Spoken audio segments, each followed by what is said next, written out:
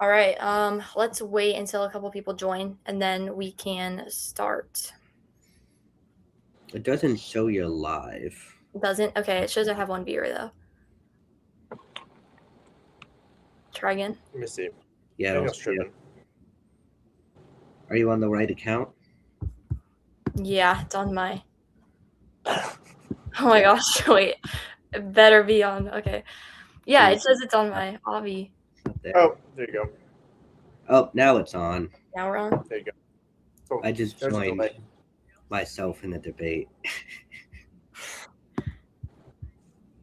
Okay. Oh, Am I it's Am I delayed. synced up? Is it really delayed? Yeah. Like 10 seconds delayed. How about now? Yeah, it's still like 10 seconds delayed, but I think it's fine. Are you okay? Do I look okay? Because I think I'm the only one delayed, right? I think all of us are. Yeah, I think we're all equally delayed. Okay. That's all right. I don't think It shouldn't be a anyone cares. big deal. No one else is going to know. Okay. Yeah, that's true. Yeah. I mean, they will now that we're talking about it, but yes. Yeah. All right. Exposing our secrets over here. Okay. Let's see. That's going to be another conspiracy theory for sure. Yeah, we'll talk about that in that section. Oh, we're all friends here. We are. So, Besties. Okay. The ultimate team up. Alrighty. Well, let's start. So, my name is Avi, and I will be serving as the moderator for this discussion. Tonight's debate will focus on the issues surrounding Israel, Zionism, AIPAC, Iran, conspiracy theories, and extremist candidates and influencers. This debate will showcase the differing perspectives represented by the pro-Israel and Groyper movements. The purpose of this debate is to provide an opportunity for both sides to present their arguments, challenge opposing viewpoints, and engage in a respectful exchange of ideas. While this is a topic that often generates strong opinions and emotions, we ask all participants and audience members to remain civil and focused on the substance of the discussion. Each speaker will have equal opportunity to present their case, respond to arguments, and offer closing remarks. My role is not to take a side, but to ensure that the debate remains fair, orderly, and productive. We encourage everyone listening to evaluate the arguments on their merits, think critically, and engage with the issues in good faith. Thank you all for being here, and let's get into the debate parameters. So we will begin tonight's debate with opening introductions, where each participant will have 2 minutes to introduce themselves and their perspective. Following the introductions, we will move into the main debate. For each topic outlined beforehand, we will cover 2 to 3 questions. Each participant will have 3 minutes to answer each question, followed by a 2-minute rebuttal period to respond to their opponent's arguments. After the main debate, we will have a 15-minute audience question segment, which interviewers may submit questions for their participants to address. We will then transition into a 10-minute open discussion with no formal structure, allowing both participants to raise any remaining points or topics they wish to discuss. Finally, we will conclude with closing statements where each participant will have 1 minute to share any final thoughts. Now that the format has been established, let's begin the debate. So, Daniel, every other question will go back and forth. So, like, I'll start with Daniel and then Timothy and then, Daniel. So we'll go ahead and start with our introductions. Daniel, you can go first. 2-minute timer has started. All right. Hey, my name is Daniel Shaver. I am a believer that the U.S. relationship with Israel is beneficial because they've been a pretty strategic ally. Now, unlike a lot of people who are pro-Israel, I'm not going to go around pretending like they're perfect. And we'll probably get into that more as the debate continues. But to quickly give a little bit of background on me, I've been involved in politics for roughly 5 years. I started out door knocking for a company called Susan B. Anthony. It's a big pro-life group. Never meant to get involved in politics, but it just kind of happened. All of you guys have heard about the war in Iran recently that happened, and while I don't think that the way we've been executing the war is perfect, and no war is ever going to be perfect, if we're going to be completely honest here. I do think it was necessary. I do not think it is fair to call it a new war because for decades now, Iran has been killing thousands of Americans through all of their proxies like Hezbollah, and they have been the chief sponsor of terror in the region. And I think it was more than time enough that we get involved. All right. And then you have 35 seconds left. Do you want to use the 35 or are you okay? I'm good. Okay. Timothy, you are next. Your 2 minutes starting now. All right. Hey guys, it's great to be here. My name is Tim. I'm a far right Christian, America First nationalist. I believe that we should be focusing on ourselves as a country rather than giving foreign aid to any national country. I don't believe that we should be allowing other foreign lobbies into our nation or any lobbies at all, really. I believe that our politicians are generally corrupt and leaning further towards the Middle East than they should be.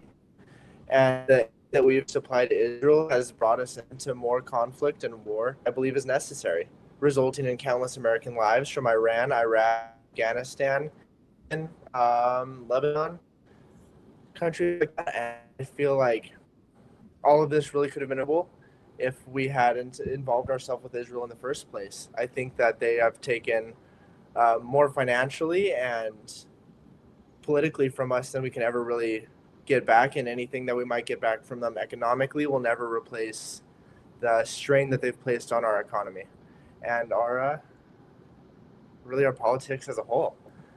And I think that pretty much is a good overview on where I stand with the American Israel alliance. I wouldn't say that they're our closest ally, one of our worst, actually. Thank you. All right.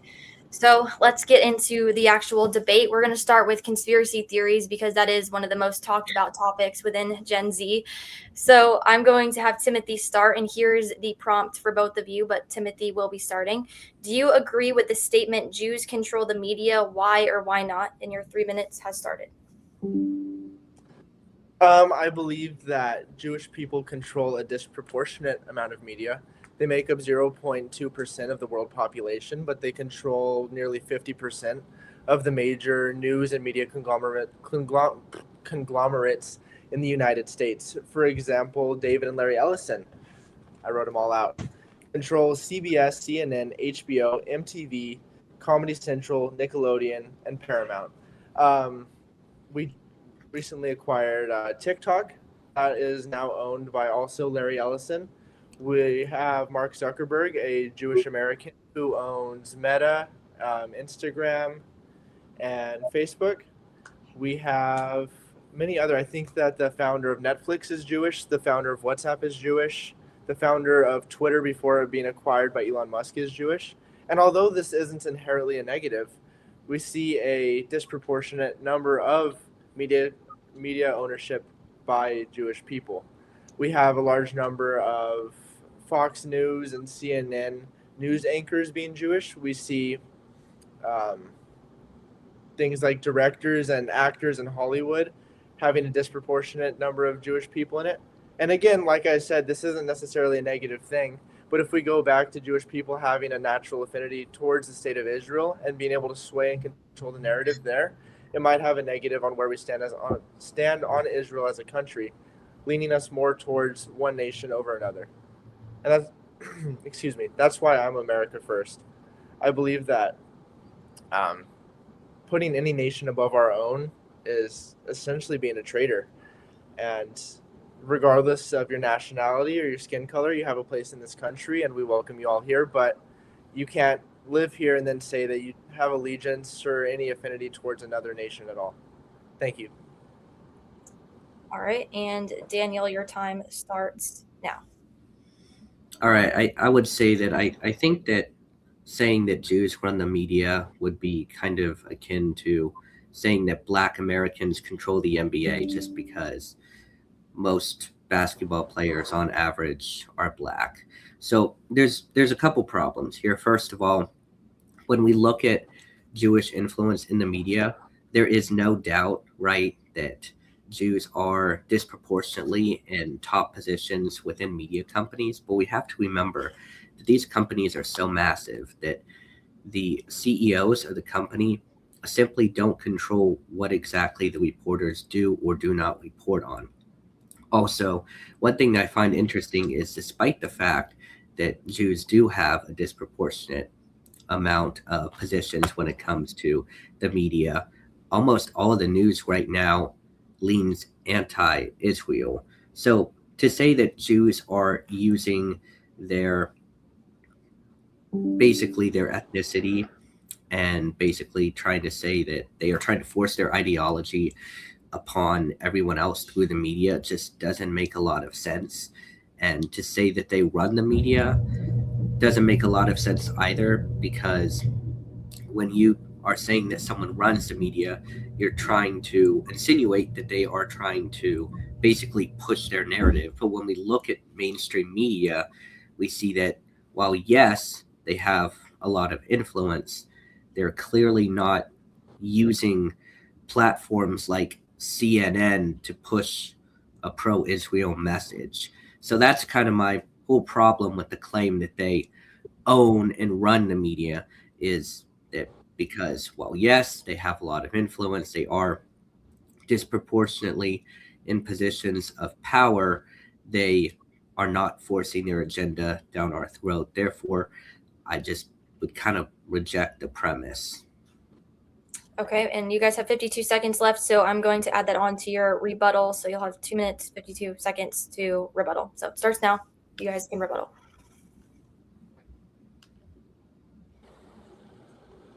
And ask each other anything you want on your views or. Do you have any Can you hear me? about? Okay. Sorry. So I feel like I'm kind of losing you guys. I'm not sure if you guys are able to hear me, but on my end, everything is getting real buggy. okay, I can hear you now. Okay, gotcha. Okay. You all right? All right. So, yep. So you guys can rebuttal the Jews control the media. Ask each other any questions that you wanted to debate on that point, and then we'll move on to the next questions. Gotcha. Well, is this just free form? We're allowed to say whatever we want, Yeah. whenever we want? Yes, for right now. Okay. So firstly, I wanted to say that we could take a step back and not just say Jewish people. I think that that's maybe not the best way to put that, but we could say Israel, for example, even outside of Jewish ownership in the media. We can look at the 95% of media takedowns that Israel has requested to Facebook, Instagram, YouTube. Netanyahu and his media ministry, as he refers to it, the eighth front of the seven front war, has asked all of these companies to take down posts, and 95% of the time they comply. We can look at things like the $900,000. Actually wrote the name of the company. The $900,000 given from Israel to Bridge Partners LLC to distribute to pro-Israel people in exchange for pro-Israel rhetoric on their platforms. And we could say that a lot of the mainstream media isn't Israel. You're right, but Fox News, CNN definitely are. And we have to kind of go into these outcasted things like Rumble to be able to speak freely. Twitch consistently takes down pro-Israel content. YouTube the same. Instagram hasn't been the best about it, but they're definitely making a concerted effort to catch up. Twitter has always been the Wild West, at least recently after Elon Musk acquired it. But even we're seeing steps on Twitter to take down anti-Israeli rhetoric. For example, things outside of the United States, like England rejecting people from visas who have spoken poorly of Israel. Even Donald Trump within our own country has played with the idea of kicking out people who have spoken negatively of Israel on social media. He thought about rejecting student and worker visas because of that. And if we're living in a country where we have freedom of speech, why is Israel the caveat? Why are they the exception? And that's kind of the big question, where a lot of people, especially young people, are waking up and saying, why are they the gray sheep? Why are they the ones that stand out and we can't ever speak negatively about? Right? Well, first of all, at this point, I'd like to turn over the conversation to Daniel and kind of get what you had to say on this. Yeah, I mean, to your point at the end there about why can't we criticize Israel, people do that all the time. I mean, you're doing that right now and you're not being censored. Also, when you go on Instagram, I mean, you will see tons of anti-Israel videos. In fact, I would say the opposite of what you're saying is true. You're saying that there's so much pro-Israel agenda that pops up on social media and stuff like that. I would say the opposite is true. I mean, I go on Instagram and all I see is Nick Fuentes type stuff, videos of him bashing the Jewish people, bashing Israel, different things like that. And look, there's nothing wrong with criticizing the Israeli government. My problem is when people have a genuine hatred in their heart for the Jewish people. That's the issue that I have. Now, I did have a follow-up question for you, if we could do a quick follow-up. Of course, Avi. you would. Okay. Yes. Yeah. So the follow-up question I had was, you were giving a statistic. You said 95% of the time that Israel asks, I think, YouTube to take stuff down, they do. What type of content are we talking about here that they are asking to be taken down? So this is actually a contract between Meta and YouTube. I'm not sure if YouTube is owned by Meta, but it's both companies. They both signed contracts with Israel to actively enforce anti-Israeli content and try and get it taken down. That doesn't seem to be working very well, does it? So actually that article was from 2025, so I'm not sure about how active this is, but I know currently we have a project called Project Nimbus, where we have an Israeli AI inside of our Google and our Amazon account. Is that the timer? Yes, that's the timer. You're all. Yep. Okay. Gotcha. So here goes Is it the okay next if I finish my thought? Yeah, you can go ahead and finish your thought, since there was a little bit of glitchiness. Okay, so we have Project Nimbus. You're good. So we have Project Nimbus, which is Israeli AI technology inside of Amazon and Google, and they're able to actively identify anti-Israeli and anti-Semitic rhetoric. And I agree that anti-Semitism is generally a negative thing and shouldn't be allowed in this country. But we have to also recognize that we have freedom of speech. And even though it's socially unacceptable, it should still. I just said it shouldn't be allowed in this country. I think it should be, honestly.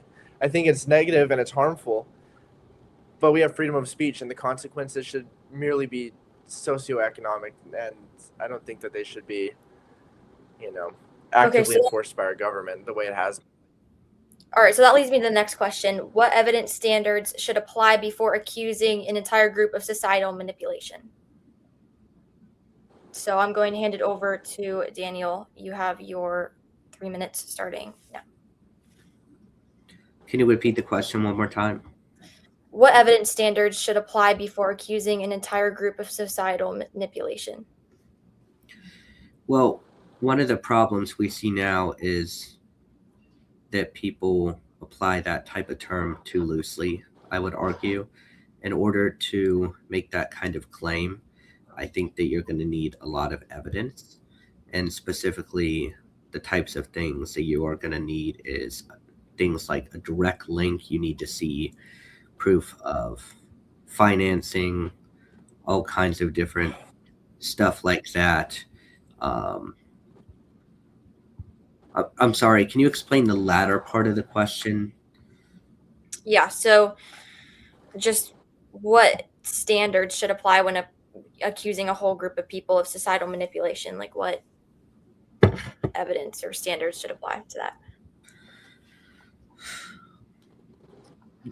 Well, the problem is the question itself, because you saying that an entire group of people is manipulating the government is a fallacious argument in general, because all it takes is a single person not manipulating for that statement not to be true. So the question itself is almost impossible. You would have to prove that every single Jewish person was attempting to manipulate the US government. Exactly, and that's what I'm getting to. It's kind of your view on just that question itself. Well, I think the question itself is flawed, because it's almost like begging a question. I mean, it would be like me saying, why do all black people kill white people? That's the question itself doesn't make a lot of sense. You would have to prove that every single black person has killed a white person. Like that doesn't make sense. All right, and then your time is up. So Timothy, go ahead. All right, well, let's kind of get to the root of the question. I think me and Daniel and you and pretty much every person in this country can agree that every single Jewish person isn't actively trying to overthrow the American government. Instead, I would say that it's key members of the media and that are owned by Jewish people that sympathize with the Israeli government and the Israeli government itself entering our country and doing things like running active propaganda campaigns. You know, like I quoted earlier, the $900,000 given to Bridge Partners LLC, the infamous $7,000 to media members that run pro-Israeli content, the active censorship of people like Nick Fuentes. I mean, he was kicked off of YouTube, Instagram. I know obviously there's tons of reposts with him, but he's been actively, his own personal account has been kicked off of Instagram, Twitter, YouTube, pretty much everything except for Rumble, which is some no-name streaming service that no one had ever really heard of until Fuentes had gone onto it. He was removed from Twitch also. No offense to Rumble. But when we see things like this, the active propaganda campaigns, the removal of anti-Jewish and anti-Israeli members of the press, we kind of see a provable overthrow of our freedom of speech. And that pretty much summarizes it. We're seeing our cause and our effect through those numbers. Okay. And then I am going to move on to the next question because you kind of led to it, and then you guys can have a rebuttal after that. I'll give you a 4-minute rebuttal to double up on the questions. But if Jews truly controlled media narratives completely, why are anti-Semitic ideas spreading online more than they were a decade ago? And I will give Timothy the 3 minutes now. I believe because of the active censorship that so many people have gone through, you know, like I said earlier, immigrants being denied work visas and student visas, you know, pro-Palestine protests on Harvard being taken down by the U.S. government and the president of Harvard being removed, things like these propaganda campaigns. Americans don't like that in our country. We don't like the government or even foreign governments telling us what we can and cannot say. And people are rebelling against that, especially young people who listen to the podcasts, who go to the places where these voices haven't been taken down yet.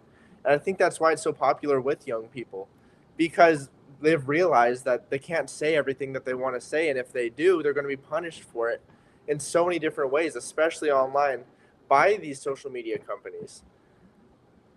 So I think that is probably the biggest reason why people are kind of rebelling against it. Obviously, like you said, we have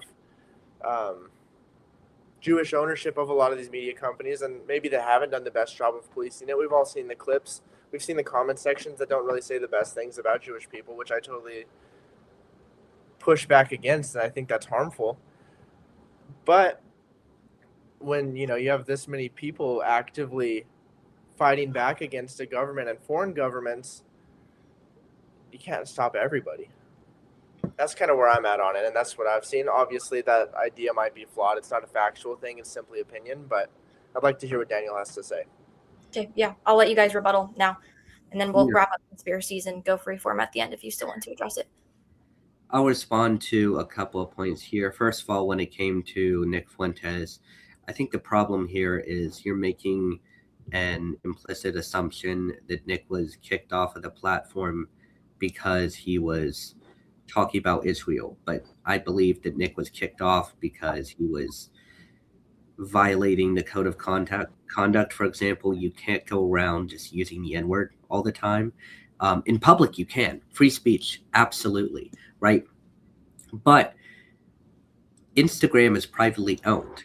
Instagram can kick whoever they want off of their platform. I don't think it had anything to do with Israel personally, because Nick talks about a lot of things, and Nick has said a lot of really disgusting things about women and African Americans and, of course, Jewish people. And I think that's probably why he got kicked off the platform. You know, one word that I heard you used a lot was a propaganda campaign. Now, I want to show you something here. Um, I don't know if this is visible, but this right here is real propaganda. So this is a basically from a magazine or a little leaflet book in Gaza. I actually got to see this. Not many people have seen it. And if we're going to talk about propaganda, we should talk about what's happening in Gaza. They are training people as children. This is for like people who are 8 years old. They are training 8-year-old children that all Israelis are evil. I would challenge you to show me where that is being taught about Palestinians in an Israeli school. So when we're talking about propaganda, this is this right here, this is the real propaganda that I think that we should be talking about. And who's to determine what propaganda is anyways? That concludes our time for the conspiracy theory segment. At the end, like I said, there will be free form, so you guys will be able to wrap up your thoughts on any segment that we didn't get to cover completely. But now we're going to go into Zionism. So, both of you, I want you to define Zionism and explain how its definition has changed over time. So, Daniel, I'm going to hand the floor to you first, and your time starts now. Wait, what? What is the question? Both of you define Zionism and explain how its definition has changed over time. Oh, yeah. Well, you have to go back to the first Zionist Congress, right? So the official definition of Zionism, it's always been this way, and it still is today, even though people try to misrepresent what Zionism is. Zionism is simply the belief that the Jewish people have the right to self-determination in the land of Israel. The fact is, the Jews currently are in Israel. They currently control the land. They have a right to defend it. If you agree with that statement, you are a Zionist. Now, unfortunately, over time, the word Zionism has been used to describe all kinds of different things that are outside of the definition of Zionism. So a lot of people falsely believe that Zionism is the belief that everything Israel does is good. That is not what Zionism is. If that were what Zionism is, I would not be a Zionist, you know, because I don't agree with everything that Israel does. And I don't believe in putting Israel first. I believe in putting America first above Israel. I just happen to think that a relationship with Israel happens to be beneficial to the U.S. If I didn't think that a relationship with Israel were beneficial to us, I wouldn't be supporting them because all I care about is putting America and Americans first. And I do not believe that America first means America only. So to answer the question, Zionism, the right to self-determination in the land of Israel. Okay. And then Timothy, now you may start. How's it going? That was a horrible time to have to cough. Zion, actually, I think that's not true. I think Zionism and the definition surrounding it has changed over time, and many people have had different definitions of it, especially recently. But I would say over time, the pretty general consensus is, like you said, the right of the Jewish people to occupy the land that they currently occupy and take that land by force like they did in 1947.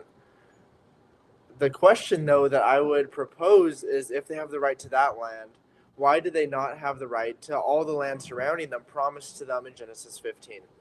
All the way from the Nile to the Euphrates, which was essentially through modern day Iran, down into Egypt, all the way up to, I believe, the Dead Sea. Don't quote me on that last one. But this goes back into the greater Israel theory. You know, when we see Israeli soldiers with patches on their arm with the greater Israel, when you hear Netanyahu talk about it, when we see maps of greater Israel in his office, and we've seen active wars surrounding the region in all of these countries that would need to be taken for this land and the colonization of those countries by Israeli settlers, taking land of displaced people following these wars. You know, we kind of have to ask, does Zionism only apply to this little strip in between between Gaza and the West Bank, or does it apply to everything? Because I feel like it's one of those situations where it's all or nothing. You can't just take this tiny little sliver and say, "Oh no, this is all that God intended for us to have." You know, I'm not opposed to it. I think that this is biblically prophesied. I'm a Christian, like I introduced myself with, but that doesn't mean that I think it's going to be easy, and I don't think it's necessarily a good thing. You know, the Bible prophesies about tons of things that are net negatives and are going to harm the world as a whole, but still, it needs to happen. I think that, how do I want to phrase this? I think if we're going simply off of biblical values, sure, Israel has the right to that whole land. Just like Mike Huckabee said in his interview with Tucker, go ahead and take it all. But we're going to have millions of civilian deaths if they try and do so.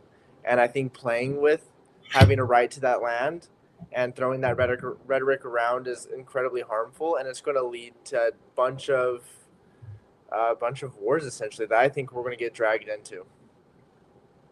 Okay, and then Daniel, you are now added. That pretty much concludes it. Okay, Daniel, you are now added into the conversation. If you'd like to rebuttal. Yeah, so we're going to have some agreement on this actually, because I don't want Israel to expand beyond its current borders. In fact, I actually believe that Israel needs to stop the settlements in West Bank, which might surprise a lot of people considering that I am pro-Israel, but I am strongly against what's happening right now in the West Bank. To your point about the question of, does Zionism imply only the land that Israel currently has, or the land Israel wants to have?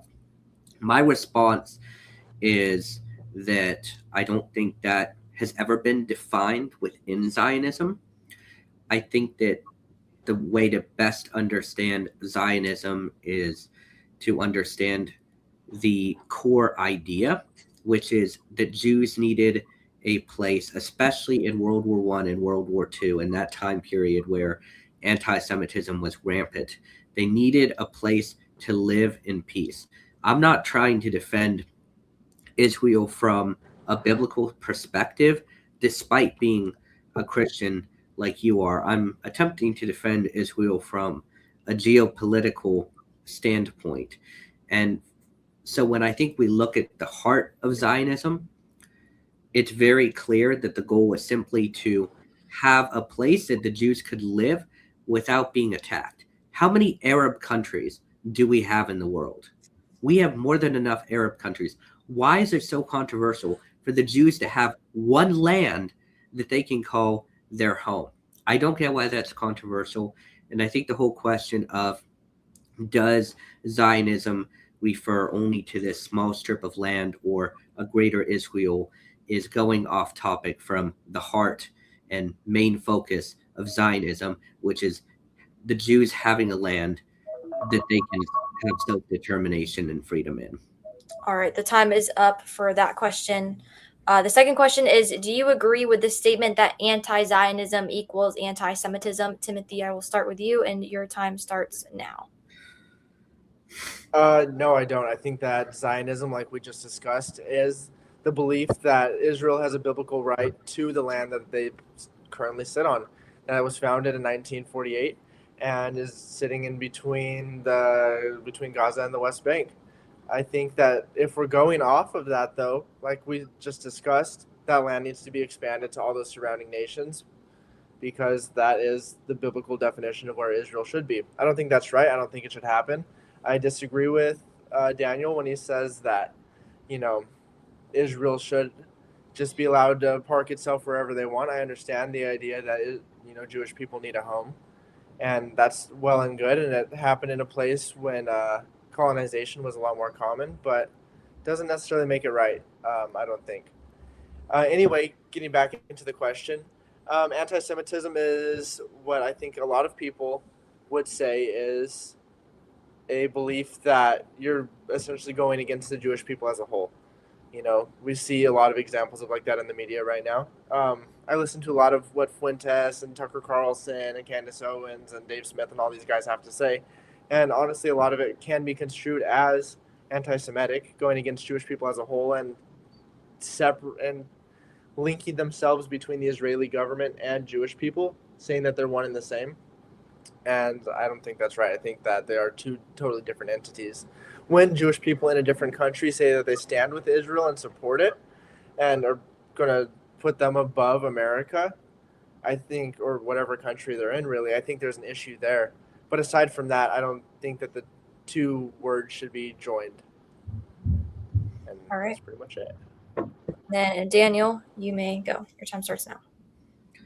Well, as we discussed, the definition of Zionism is the right of the Jewish people to self-determination in the land we currently call Israel. The definition says nothing about the Bible or the biblical definition of where Israel is, so I think that is problematic.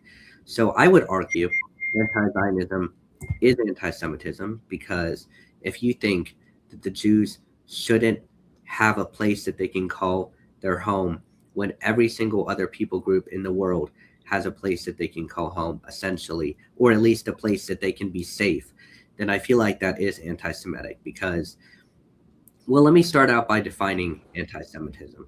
Anti-Semitism is hatred of the Jewish people, and there's lots of different definitions. The most popular one these days, but it is debated, is the IRA definition of anti-Semitism. And under IRA definition of anti-Semitism, anti-Zionism is considered anti-Semitic. And the reason why is because you are literally denying their right to basically exist to a certain extent, because what we're arguing for is a place where Jews can call home and be safe and protected, because historically, for centuries and even beyond that, Jews have been persecuted almost as much, if not more than, Christians and other minority groups. Christians have America that they can call home. Jews need a land that they can call home. And so to say that to be anti-Zionist is to say that Jews don't have a right to live in the land that they currently occupy, and that they should be forced to assimilate. And they tried that. If you go back in history, they tried assimilation, and assimilation didn't work. And that is why we had the state of Israel, because despite their attempts to assimilate, the anti-Semitism continued. And that is why they need a place they can call home.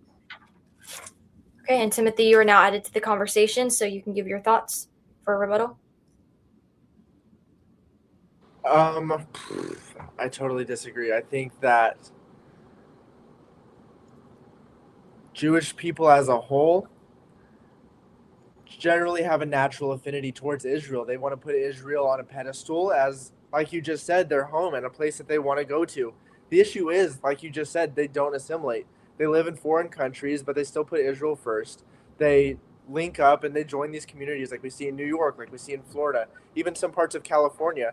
They're a very tribalistic group, and by nature, that's not an issue. We see that, throughout Scripture. We see people, God commanding them to stick to themselves.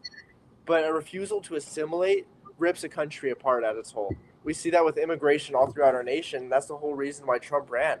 He said that immigrants aren't assimilating, they're not learning our language, they're not joining the culture, they're putting their home nations above our own, and they have no place here. And I'm not saying we should expel anybody, but I'm saying that if you're willing to wave a foreign flag, like what we see happening in our nation, like we even see at my church, like you said, you see at your church, we have an Israeli flag flying there. Why are we flying foreign flags over our nation?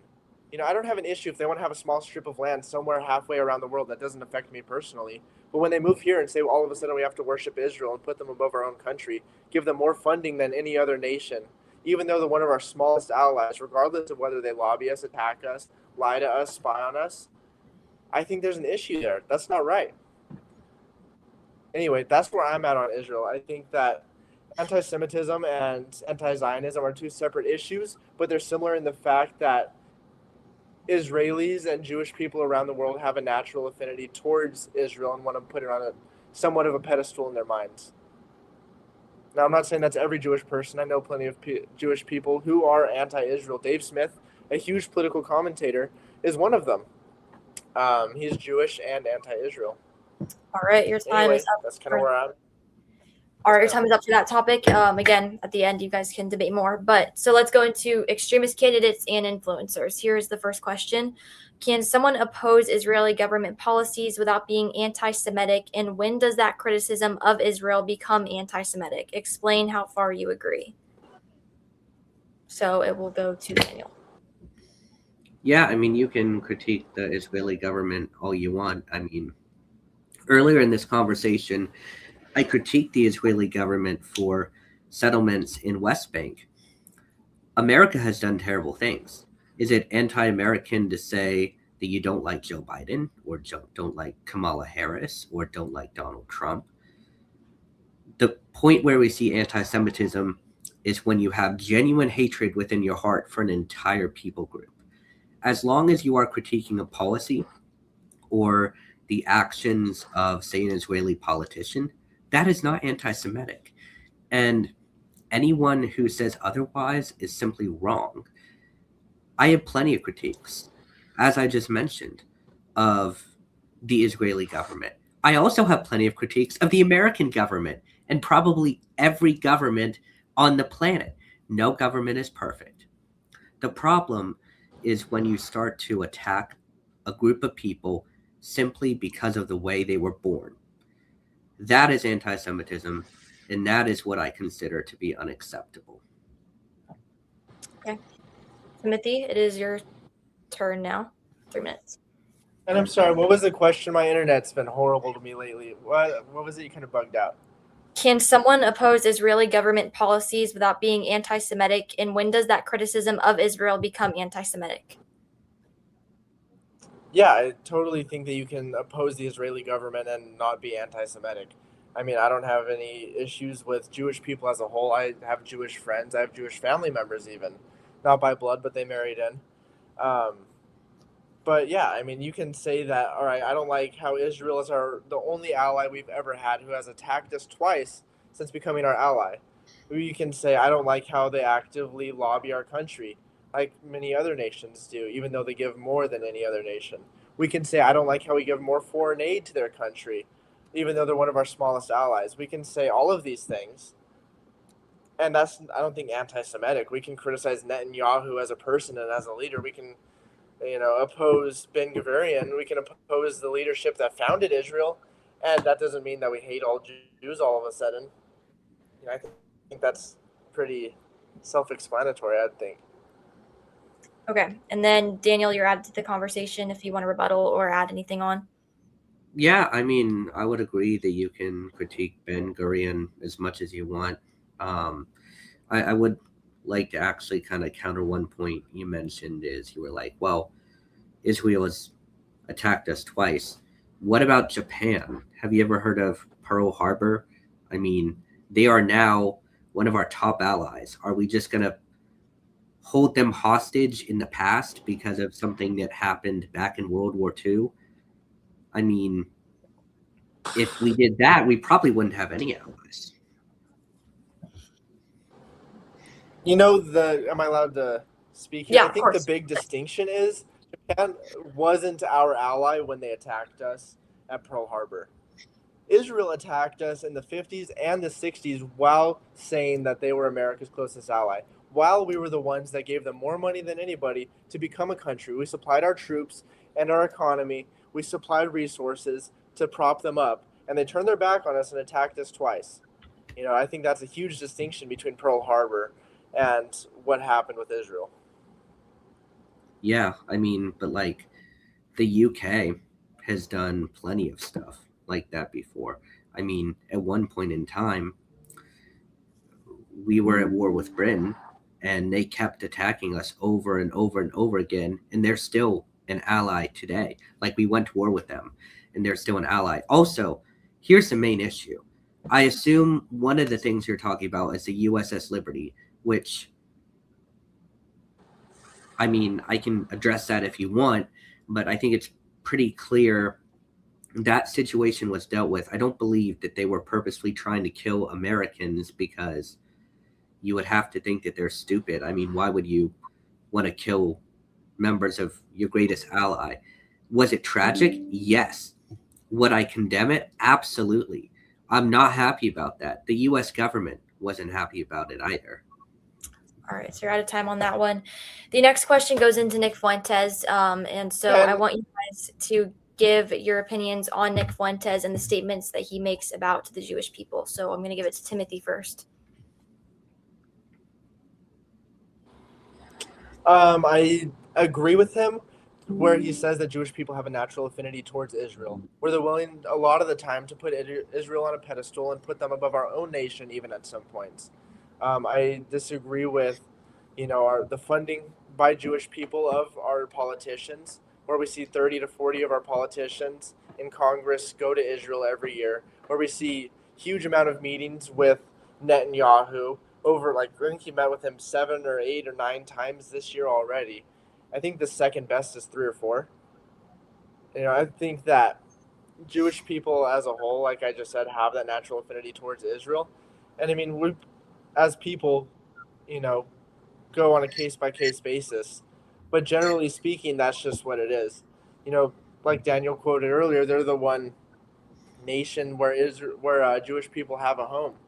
And obviously, if I had one place in the world where white people were allowed to exist peacefully, I would want to see that place grow and succeed also. But by doing so, I would have to, in a way, turn my back on the nation that I currently reside in.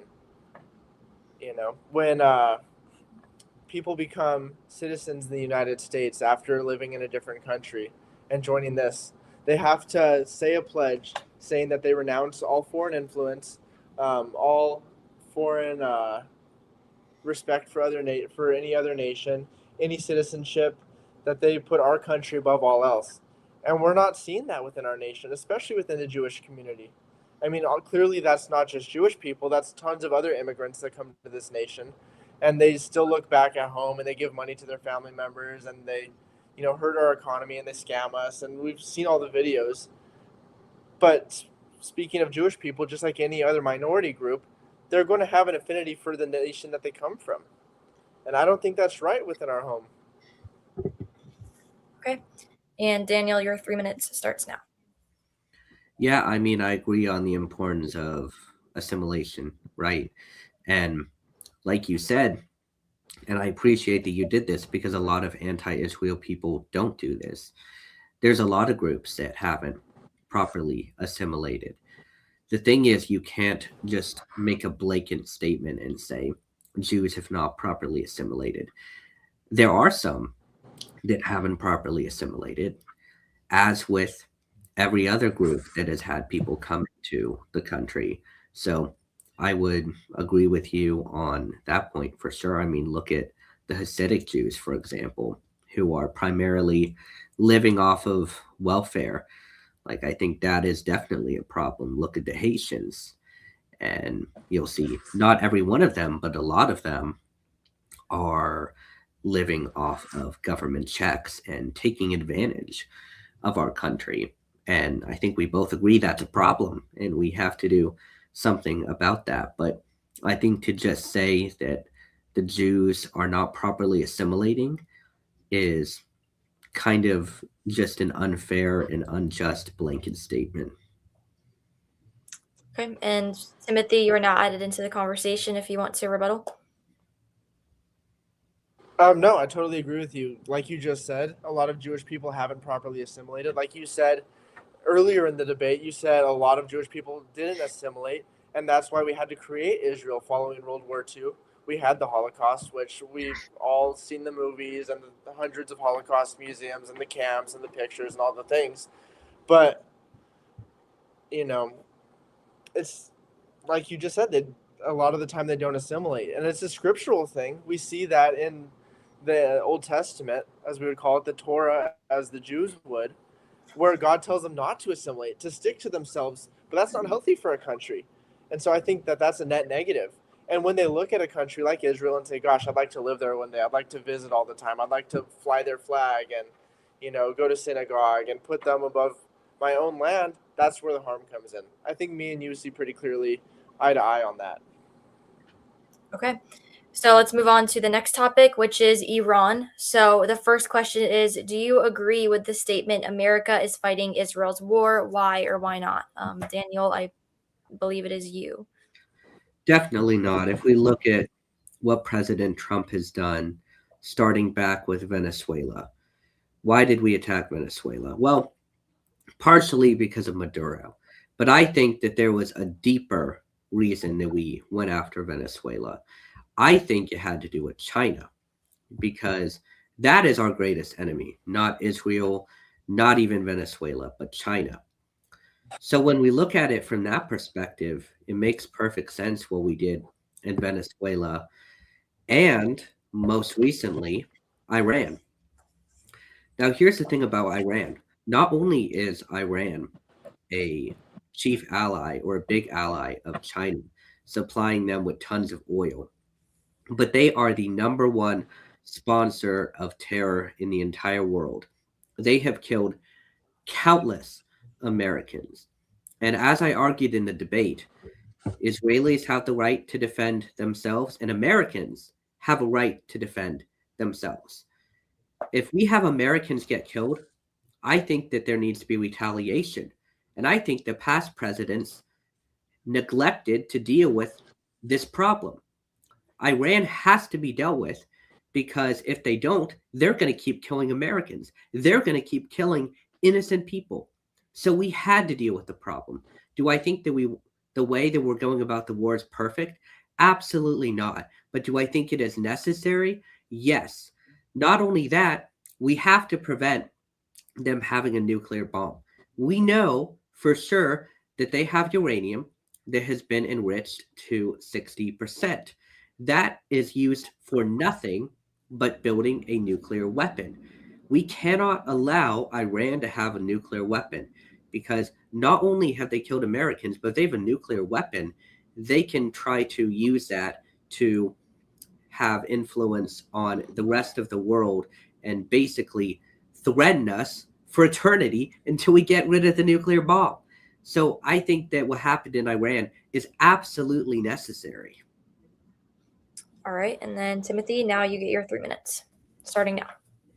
Hey, are you guys able to hear and see me clearly? I'm kind of laggy on your guys' end. I can hear and Okay, see you. You're perfect.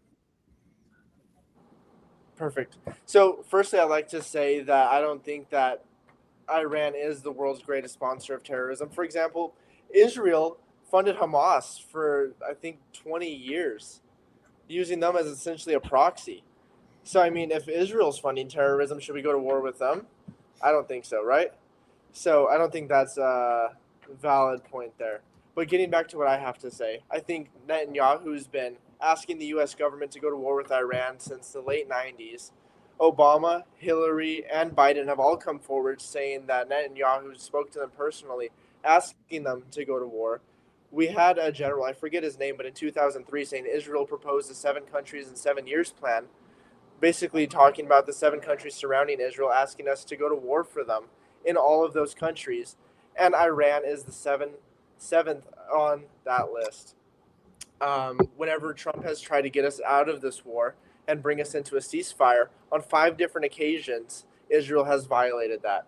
And I mean, we're expanding that beyond Iran, obviously. We're talking about the Lebanon issue, which is deeply tied to them because Iran will not sign a treaty unless the Lebanese war is ended, which is between Israel and Lebanon. And we can even expand that on to Gaza. Every time Trump tried to get Netanyahu and the leaders of Hamas to sign a treaty, right after it was signed, Israel went and struck them on 3 different occasions. In June of 2025, Netanyahu, without warning us, struck bases throughout Iran. And Pete Hegseth, the Secretary of War in the United States, said that we had to retaliate so that Iran wouldn't be able to strike us first. That is a direct quote from our government saying that because of Israel's actions, we had to enter into military action with a foreign nation. So I think it's pretty safe to say that because of Israel's actions and our support for them, we've been drawn into war. We can even go back to things like Osama bin Laden and his letter to the West, where he says that our support for Israel is the reason why he committed 9/11. I'm not saying that that was, totally Israel's fault in any way. They even tried to warn us, which, a lot of people say that they didn't. And, I love my Israel conspiracy theories, but they did try and warn us about it. But regardless, our support for them is the reason why the towers went down. And I think if we had avoided the Middle East and kept to ourselves, like the founding fathers had intended, and asked us to stick to our own and not entangle ourselves in foreign relations, then we would be better off for it. All right. And then, Daniel, you were added into the conversation. Yeah, there's a lot to unpack there. First of all, there is no evidence that Israel ever funded Hamas. Well, let me just ask, where did you get that info from? The Israeli Times. They posted an article on it in 2024. I'll look that up in a bit. Yeah. I know that you must have misunderstood something. Israel never funded Hamas. But kind of moving on to some of the other. They said it was actually one of Israel's biggest errors. They owned it, and Netanyahu said that he regrets doing it. But regardless, it happened. Have you ever heard of the pagers that they made explode? They planted little bombs in all these pagers after giving them to Hamas. I mean, rightfully so. They destroyed a terrorist organization through that. But still, you got to be pretty close to a terrorist organization to be able to give them pagers. Right? You heard about that one? Anyway, we could step off of the thing about Hamas. I think that's a pretty well-documented thing, regardless of whether you're informed on it or not. How about the Iranian conflict and all the broken ceasefires? Yeah, so going back into Iran here, which was the main topic, like I said before, we had to go after Iran. Regardless of what happened with Israel, it was inevitable that we were going to be in a conflict with Iran. And the idea that a tiny country in the Middle East can control the U.S. government kind of makes me laugh to a certain extent, because it really doesn't make a lot of sense. If we want to talk about foreign funding, Qatar and China have both spent way more when it comes to lobbying in the U.S. than Israel. I mean, AIPAC isn't even in the top 100. And so I really don't understand why people are trying to say that Israel is controlling the U.S. I mean, all of your points are basically pointing out that in the past, Israel has encouraged the U.S. to get involved with wars. I didn't fully understand where you were going with that one, but I think it's pretty obvious that we were going to be in a fight with Iran at some point. This is not a new war. This is a war that began decades ago when Iran decided they were going to kill Americans, when they were going to kill our people, and something had to be done about it, regardless of Israel. I mean, I don't think that we should. They killed Americans because of our support for Israel. Osama bin Laden outlined that pretty clearly for us. But they still killed Americans. It doesn't matter if it was what the reason was. The fact is they killed Americans. Who cares if they killed Americans because we supported Israel or another country? It doesn't matter. They killed Americans. Would it be all right if we finish the discussion super quick? You're saying it's justified. You're saying it's justified that they killed Americans because we were allies with Israel? I'm not saying that's okay. Let's pause the conversation real quick. We'll get back to this here in a minute. I want to see if there's any viewer questions real quick, just because it is already an hour into the debate, and then we can go back to it if there's not really any viewer questions. So if you have a question, comment real quick, and then if not, then we will just go right back into what we were talking about. And I'll let you guys freeform for a little bit. Freeform. Let's do it. I'm trying to find that article you had mentioned about Hamas. I think I found it, but it doesn't look like anything about directly funding them. I'm not seeing anything here. Yeah, if you could get me a link, that would be great. Because I've never found evidence that they actually funded them directly. All right. Someone asked if you believe that AIPAC should register under FARA. Yeah, absolutely. I think they should. I think that the name alone, AIPAC, American-Israeli Political Alliance Committee, tells us that they are actively pushing for an alliance between America and Israel, Israel being a foreign nation. Sorry, I'm getting a call. Had to put that down. Yeah, I think that the APAC is actively trying to get America to be more pro-Israel. For example, Thomas Massey, this is a huge thing in the news right now. APAC pushed $30 million towards a pro-Israel candidate. And after Thomas Massey lost, they actively bragged about putting someone pro-Israel in the GOP, right? Because I think Thomas Massey was probably the biggest anti-Israel critic on the Republican side in Congress, you know. So I think if they're actively fighting for a pro-Israel American government, they should have to register America as fighting for a foreign nation, even if that money doesn't necessarily come from the Israeli government itself. All right, and we'll go to Daniel. I mean, the whole point of FARA is to basically prevent a foreign government directly impacting U.S. policy without having a label, right? APAC was founded by Americans who support a relationship with Israel. I think that Americans have the right to spend money however they please, regardless of if we agree with how that money is spent. Now, if you were to change FARA to basically make it where FARA said that anyone who is advocating for a relationship with another country needs to register under FARA, that's fine. I have no problem with that. But as FARA currently stands, I don't really see why APAC would need to register under FARA because it is not directly funded by the Israeli government. Of course, there's going to be overlap between what APAC wants and what the Israeli government works. But unless we changed how FARA works, I don't see why they should register. I'm not saying that they shouldn't, period. I'm saying under the current framework, my understanding of the framework of FARA, I don't really understand why they would need to. So this is from the FARA website, but it's to provide the public with transparency regarding foreign influence. And I think if APAC isn't foreign influencing Americans to support a foreign nation, then I don't know what would be. And I think that it's harmful to Americans to not be able to have that transparency that countries registered under FARA actively are required to give to the United States government. All right, and then I'm going to cut you guys off there. These are going to be a little more rapid fire just because they're viewer questions, but here is one for Timothy.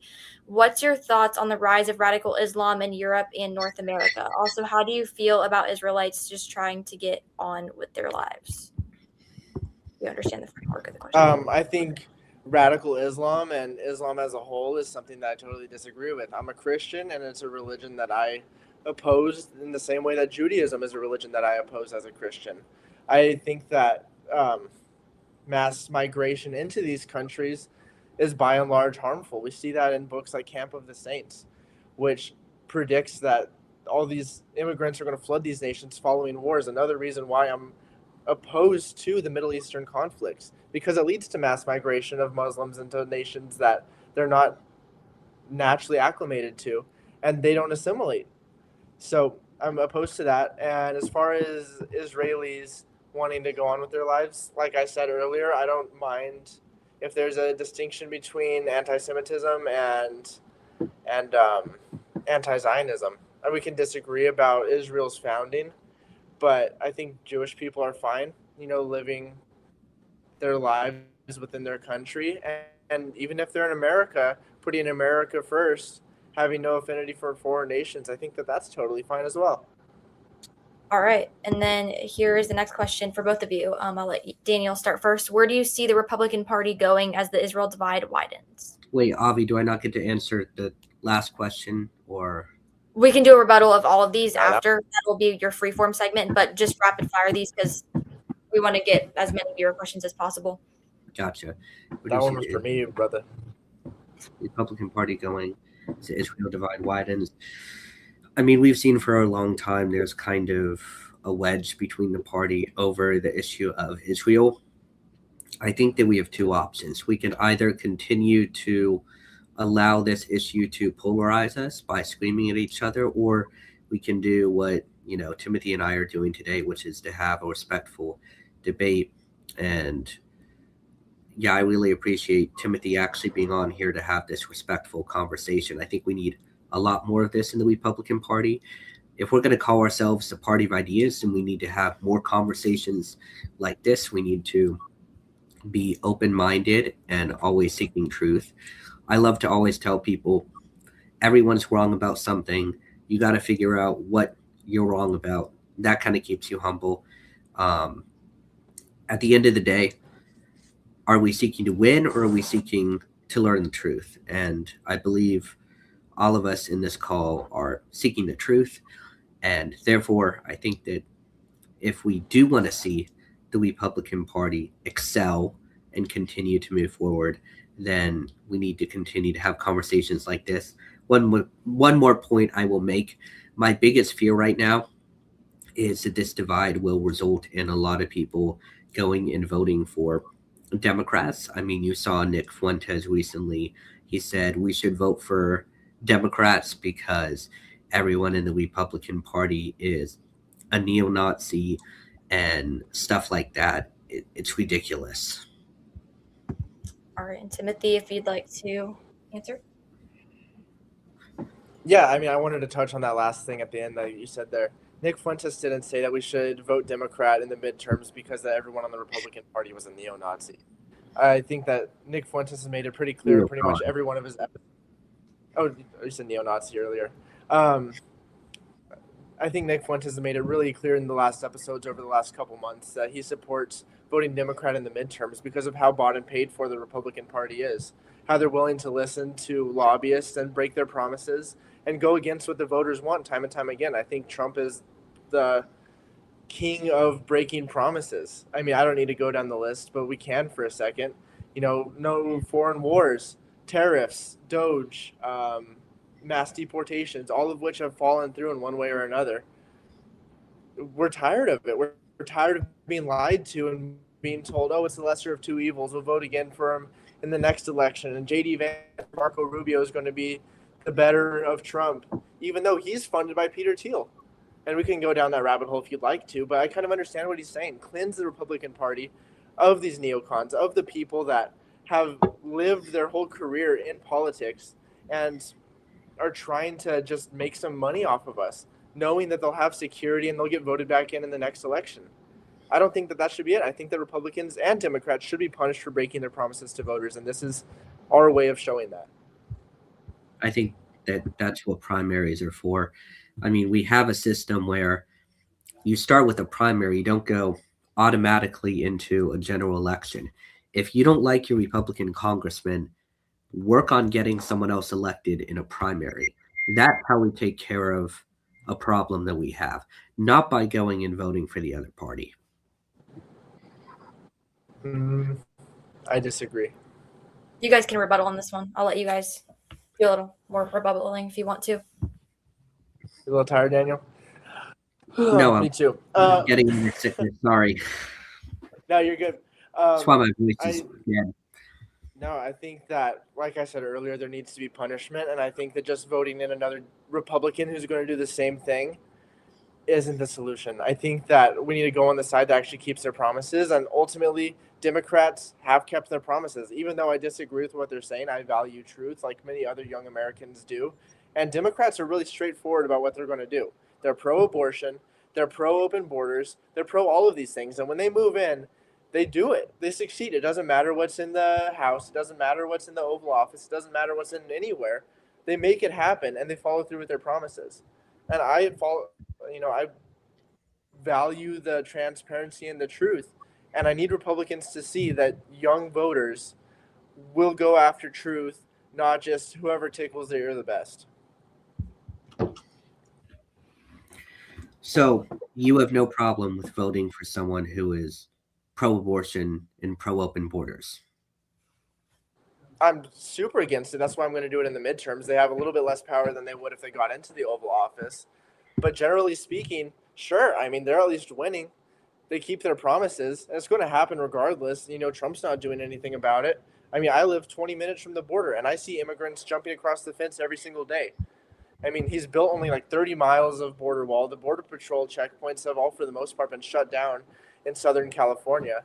In Arizona, too, they have a big green light that says just keep going. I drive through it almost every day on my way to work. You know, I never see Border Patrol. I never see ICE agents going through the streets. We don't see mass deportations like we were promised. We see a backing off of all of these things. So if we're going to get the same result from either party, might as well, right? One party aligns with your values, one party doesn't. I agree it's a problem when a politician doesn't keep their promise. And that's why I find the person that aligns with my values that I trust to actually get the job done. And I vote for them in a primary and work to help get them elected instead of voting for the other party. Two ways to get the same result, but people have been saying what you're saying for probably the last 100 years, and clearly it hasn't worked because look at where we are now. So I think something needs to change. But we can agree to disagree on that. Well, I'm going to let you guys freeform a little bit because at the moment I don't see any more questions. So go into whatever you want or finish anything that you want to. What if we just like Daniel, I'll answer let you take it off. audience Q&A questions? Sorry, you glitched out That's there. what we were doing. I was saying, what if we just continue answering like whatever audience questions we get? Yeah, let's see. I'm not seeing any on my side. I think the system's closed. That's cool. I don't mind just doing a lively little debate between me and Daniel.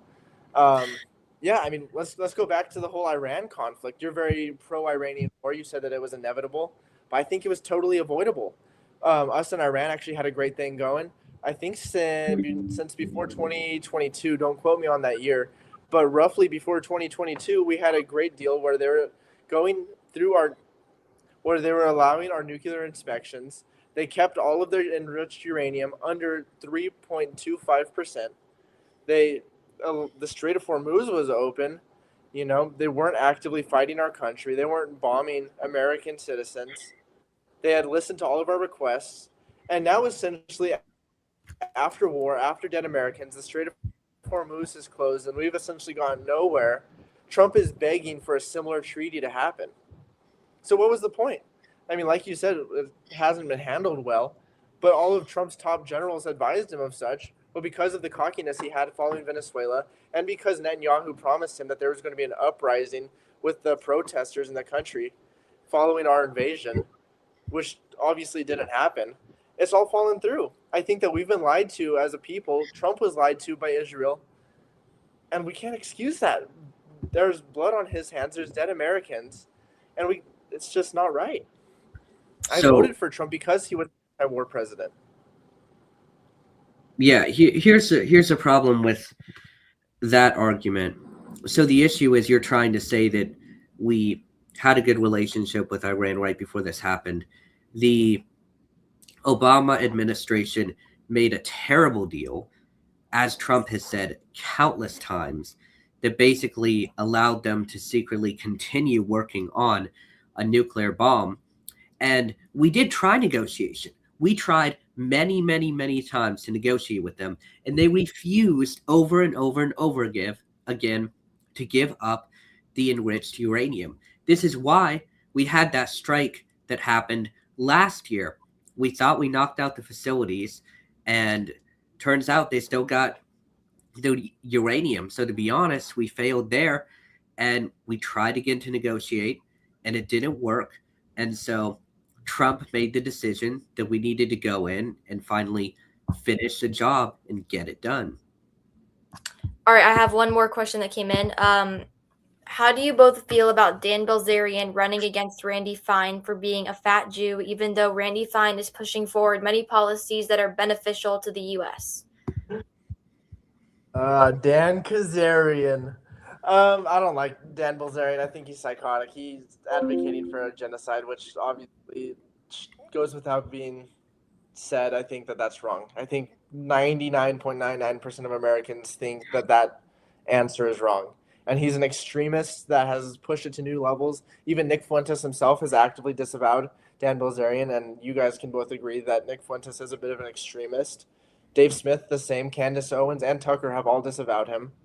So yeah, I don't like Dan Bilzerian very much. I don't know much about Randy Fine. I've heard positive things, but I haven't looked into his campaign very much. I've heard good things about Randy Fine. I don't know a lot about the other guy. Where does he stand politically? You would like Dan Bilzerian.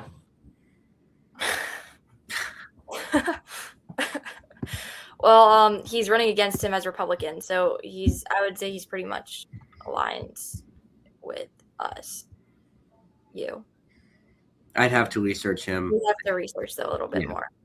I can't honestly Better answer the than question. Yeah. If you want to go into, because I know James Fishback is a talking point, and I know Timothy said James Fishback that he likes him, and he doesn't like Dan Bilzerian. So I want to know like what kind of extremism, to what point you'll go, like what's too extreme. Well, I don't support genocide. I don't support, like for example, the war in Gaza, which I would say is a genocide. I'm pretty consistent on that, as I think most people are. So yeah, I think genocide is a pretty solid line for me there. I like Nick Fuentes, or not Nick Fuentes. I like Fishback because he has a movement behind him. He's meeting young people where they are, and he has the same energy that Trump had in 2015 when he was running. He promised to drain the swamp, essentially. He said that if he doesn't follow through on all of his campaign promises, he's going to sign a bill to allow him to never be able to run for politician again, which I think young people can really appreciate considering how often we've been lied to, like we talked about earlier.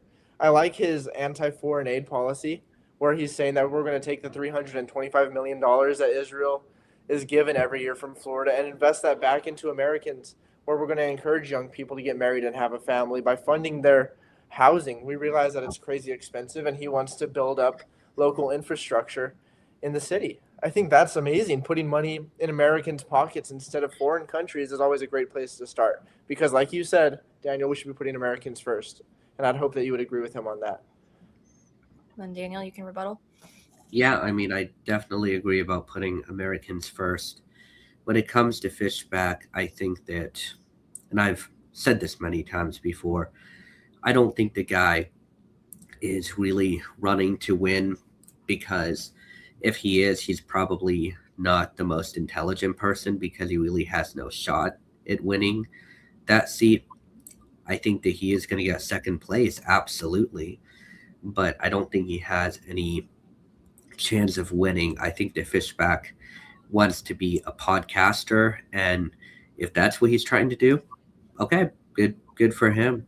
I mean, he can do whatever he wants. I would say the topic that would be relevant when it comes to Fishback would be kind of his dialogue on Israel.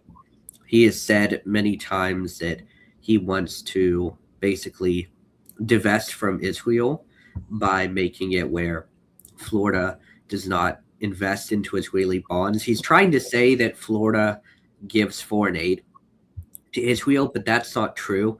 The reason Florida has investments into Israel is because they have a pretty high rate of return when it comes to those Israeli bonds. And he's basically making more money to give back to the people of Florida, or to reinvest into infrastructure and things that actually help Americans. So I think it's kind of stupid that he talks about divesting from Israel, because that money is not foreign aid. It's money for Israeli bonds that will be used on infrastructure in Florida. I would say that it's foreign aid because it only started after October 7th.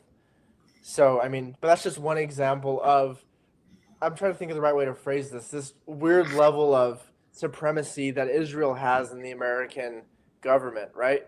Like, there's a bunch of weird examples. For example, the Israeli flag is the only flag that is illegal to burn. Israel is the only nation in the country that we're able to give that we're able to buy foreign bonds from. I don't see why there's this weird level of exclusivity. Like we talked about earlier, they're the only ones who aren't required to register for FARA. They're the only nuclear armed country in the world that isn't required to register under the Nuclear Commission. You know, there's all these weird caveats where Israel has this level of what's the right word? They're able immunity, I guess. They're able to kind of do whatever they want, and they're held to a different standard than the rest of America is and the rest of the world is. And those are just four examples I could think of off the top of my head. But Fishback's pointing that out, and he's saying, why is this foreign country at the top of our list? Why are they receiving more foreign aid than any other nation, even though they're one of our smallest allies by size? So I think that's kind of what he's getting at, and that's the heart of it. He's saying we should keep money in America, we shouldn't give it to foreign nations, and that's about it. All right, let's move on to the next question. What do you think about the recent news about Trump backlashing against Netanyahu regarding Lebanon? Very, very happy, but I think that it's just a planted story. I think that Trump realizes that he's fighting for his legacy, and his alliance with Israel is actively hurting him on both sides of the political spectrum. And I think Biden did the exact same thing. When he realized that Americans were falling away from the Israeli cause, he planted a story saying that he cursed out and yelled at Biden, or that he yelled at Netanyahu. And I think Trump's essentially doing the same thing. I think it's a planted story in Axios, and I realistically don't think it's true. I do think that there's a little bit of truth, though, because the reason why all of these ceasefires are falling through is because Israel is attacking Lebanon and Gaza and all of these countries following the ceasefire that Trump has laid out and had both parties sign. So yeah, going back to that, though, I think that that's Israel's way of continuing the war, because realistically it's a way to gain power in the region. They don't want to see the war end, or else they're going to have to try and coax us back into another one. All right, Daniel. Yeah, I mean, assuming that the story is true, I would say Trump is acting within the interests of the U.S. and Israel is acting within the interests of Israel. Sometimes our interests align and sometimes they don't. This actually counters the narrative that Trump is controlled by Israel. So I think it is a very interesting story if it is true, because I don't think that Trump is controlled directly by anyone.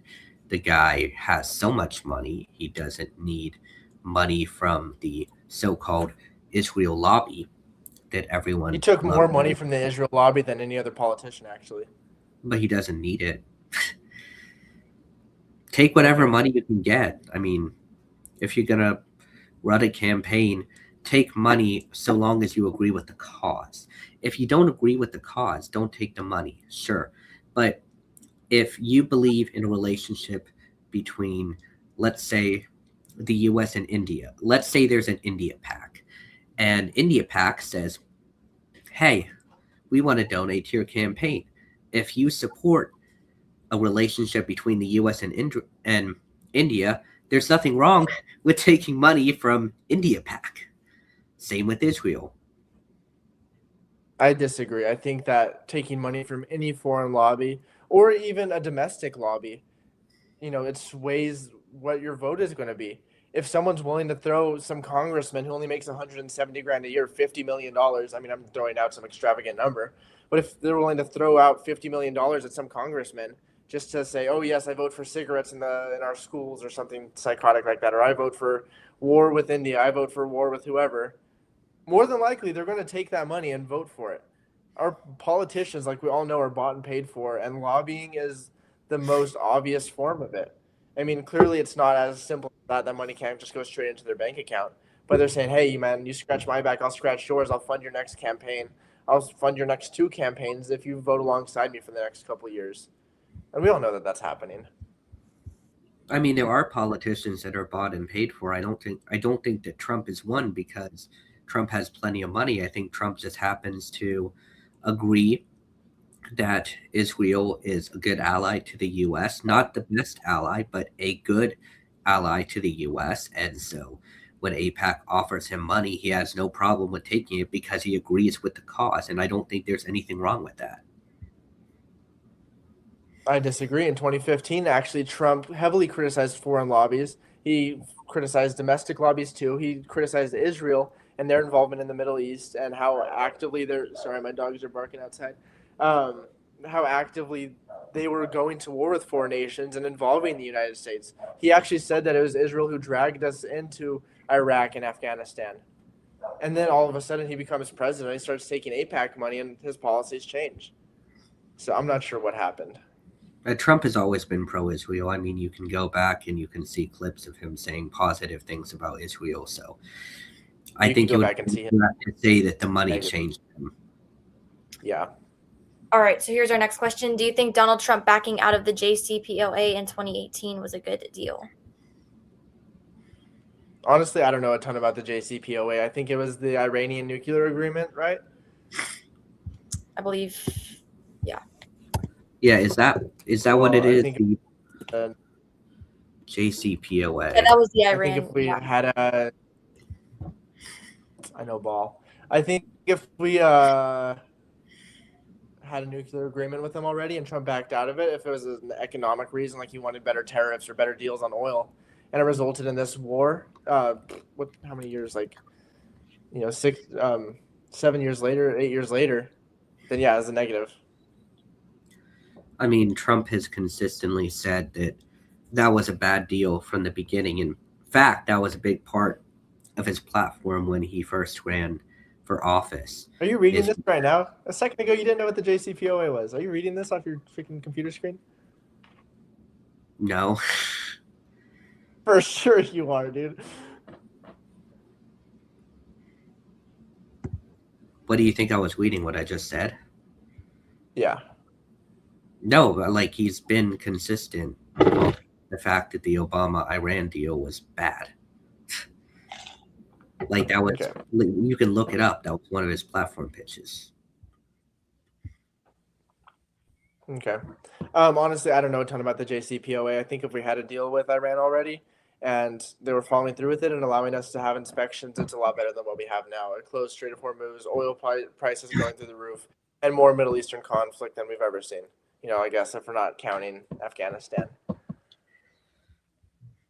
I mean, so JCPOA is the Obama thing, right? I mean, that's what I was assuming it was, and that's what I was basing my response off of.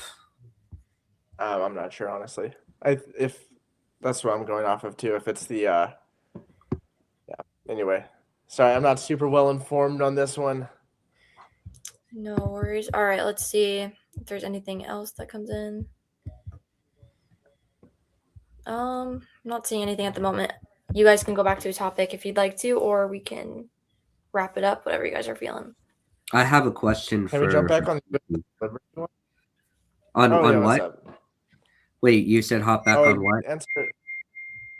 Sorry, my freaking phone's blowing up. I was hoping to jump back into the USS Liberty thing. I think that's a super interesting topic that a lot of young Americans are into, and we kind of got cut short on. Yeah, I mean, go ahead and did you have a point you wanted to make about it? Yeah, I mean, you said that Israel had no idea that it was an American ship during the 6-Day War, and that they bombed them. And it was just a total accident, even though they killed, I think, 40 service members and injured hundreds more, including people in life rafts, which is a war crime. So that already is terrible. But we're flying an American flag, and we have American numbering on the side of our ship. I think, generally speaking, people like to confirm what ship they're about to bomb before they bomb it. I mean, there's tons of theories about why they did so, but I think it's pretty cut and dry that we know that they intentionally targeted them. Whether that was because it was an intelligence ship that overheard some of the conflict going on during the 6-Day War and the death of civilians, that's a pretty popular theory, or whether it was just because they didn't like American involvement in the Mediterranean Sea. I'm not sure. But regardless, I believe it was an intentional attack. And we can even look at the Lyndon B. Johnson cover-up before a Navy court forced him to release the files. Why did a U.S. president want to cover up that we were attacked by one of our allies? Wouldn't it be in the best interest of Americans to point that out and say, hey, this is wrong, maybe we should reconsider things?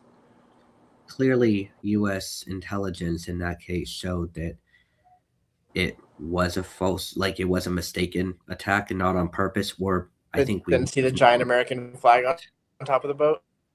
They thought it was a fake, they thought it was a different country probably putting up the flag. It's called trying to. Didn't Americans call out on the radio and say, hey, this is us, don't attack us? I'd have to go back and research that one more.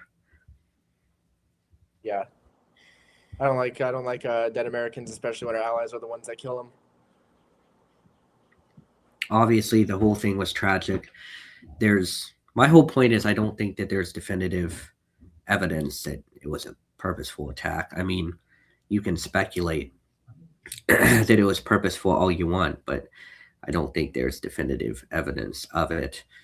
And if it were on purpose, I think we would have probably gone to war. All right. Well, I mean,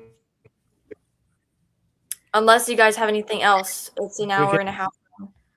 So if you want to wrap it up now, I'm pretty satisfied. Yeah, I'm pretty satisfied with this discussion. One last thing that I would like to say though is that I think that the whole USS Liberty incident is a pretty clear and other example of Americans being put on the back burner and Israel having this weird level of power in our country that they don't deserve. I think I've given tons of examples of that throughout the night that we can kind of refer back to, but this is just another one. all right, and then final thoughts to Daniel. It's just like closing remarks. Yeah, you can just give your closing remarks. Oh, yeah, for sure. So we covered obviously a bunch of topics tonight. Israel is not a perfect country. America is not a perfect country. My stance is very simple. We should support Israel when their interests align with ours. I believe that in this current moment, the interests of Israel do align with the U.S. Therefore, I have no problem with supporting Israel. I take a strong stance against things like anti Semitism, which is hatred towards the entire Jewish population. That doesn't mean that you can't critique Jewish leaders. In fact, there's, as we have seen, plenty of things you can critique. The US government has done plenty of terrible things, and the Israeli government has also done things that I would totally disagree with. I just happen to think that their interests align with ours, and therefore I think that an alliance with Israel at this current time makes sense. All right. Well, I appreciate you two for coming on. This was a great discussion, and I appreciate everyone for watching. Sorry, what was it? No, I was gonna say, my little statement about the USS Liberty wasn't really my closing. Would it be cool if I made one? Yeah, of course. Yeah. Sorry, I think that I kind of came across like I was trying to make my closing statement. So that was on my end, right? Sorry, guys. But I would like to disagree with Daniel. We kind of have been disagreeing all night. Me and him see eye to eye on a lot of things. Just Israel happens to be one of the things that we don't see eye to eye on. I think that Israel has a weird level of power in our country, whether that's through lobbying or foreign attacks or propaganda campaigns or spying or laws based around Israel, where we have to support them essentially. Then I don't think that that's necessarily good for us. We're seeing our freedom of speech dissolve. We're seeing Americans die because of wars that they're trying to get us into. And I think that that ultimately is harmful to this country. And if there's any good coming out of Israel, that's totally fine. But I don't think that that outweighs the things that I've just listed out. All right. Well, again, thank you two for coming on, and I thank everyone for watching, and also thank you for all of your amazing questions. This is just the first of a series that I'm going to be doing. Every month, there will be a new debate, a new person representing both sides. So stay tuned every month. It'll probably be the beginning week of the month, but I'll advertise that. So thank you all for watching, and stay tuned for more debates. Thank you. Thanks for hosting. Of course. Thank you.